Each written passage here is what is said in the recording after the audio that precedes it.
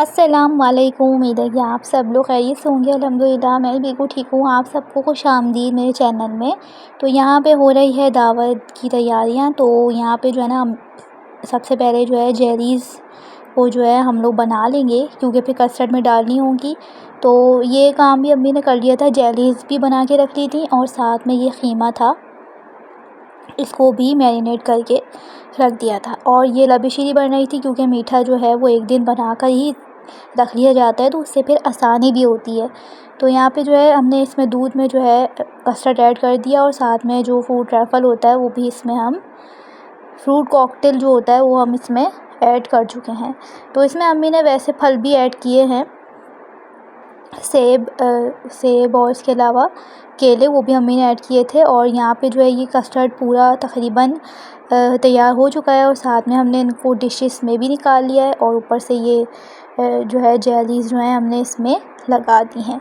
तो यहाँ पे जो है अब बन रही हैं चिकन लेग्स। इनको भी जो है तंदूरी मसाला, तंदूरी चिकन, तो ये जो है हम लोग इसको मैरिनेट करके रख देंगे रात में ही ना। लबी शीरी ये ख़ीमे को मैरिनेट करके और चिकन को मैरिनेट करके रात में ही रख लिया था। तो इससे ये हुआ कि हमें बहुत आसानी हो गई, दूसरे दिन जो है इतना ज़्यादा काम नहीं करना पड़ा।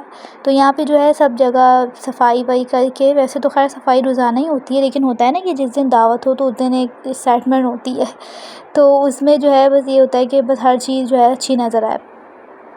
तो खैर यहाँ पे जो है ये चिकन लेग्स बन रही हैं, तकरीबन बन ही चुकी हैं ये, और इतनी कोई ज़बरदस्त सारे खाने बने थे ना कि मैं बता नहीं सकती। अभी भी जब मैं वॉइस ओवर कर रही हूँ तो मेरे मुँह में पानी आ रहा है तो यहाँ पे ये कीमा जो है ये भी हो रहा है, बस ये भी होने वाला ही है। दम का कीमा बनाया था हम लोगों ने, chicken legs, tandoori chicken legs थी, और बिरयानी थी,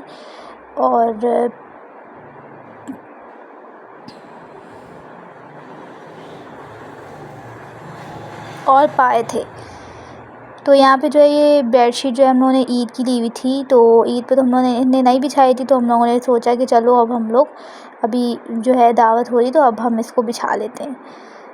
तो इसलिए हमने अब बिछा ली थी। ईद पे हम लोग ने नहीं बिछाई थी, क्योंकि ईद पे कोई इतना आया भी नहीं था हमारे यहाँ, इसलिए। और यहाँ पे सब चीज़ों को भी मैंने सब साफ़ सुथरा करके रख दिया था। वैसे तो खैर मैं अपनी चीज़ों का बहुत ही ख्याल रखती हूँ, लेकिन ये कि होता है ना, ये चीज़ें इधर उधर हो जाती हैं तो फिर उनको भी ठीक करना पड़ता है। तो यहाँ पे बिरयानी का मसाला आप देख रहे हैं कि जो है बिरयानी का मसाला यहाँ पे बन गया है। और उसके बाद जो है बड़े से पतीले में हमने यहाँ पे जो है पानी ले लिया, और इसमें जो है चावल हमने ऐड कर दिए।